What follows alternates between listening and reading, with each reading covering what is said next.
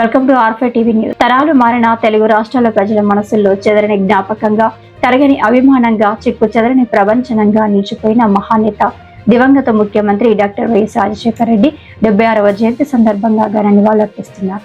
ఆయన తెలుగు ప్రజల గుండెల్లో వేసిన చెరగని ముద్ర శాశ్వతంగా నిలిచి ఉంటుంది.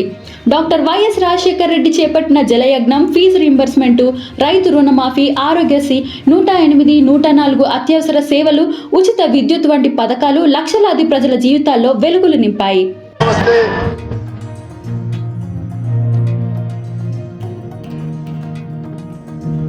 పాలకుడు అంటే ఎలా ఉండాలో ప్రజాస్వామ్య దేశంలో చేసి చూపించారు డాక్టర్ వైఎస్ రాజశేఖర రెడ్డి గారు.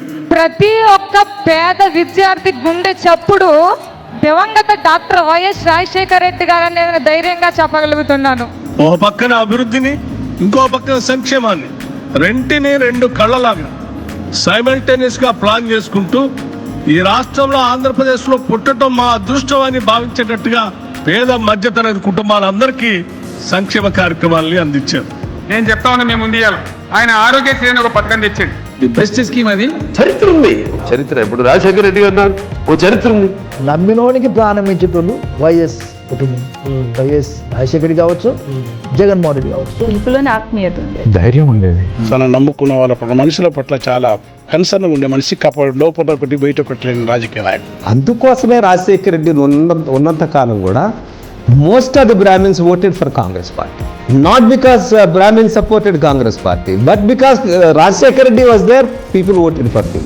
And I would say that I would always remember few leaders in my life.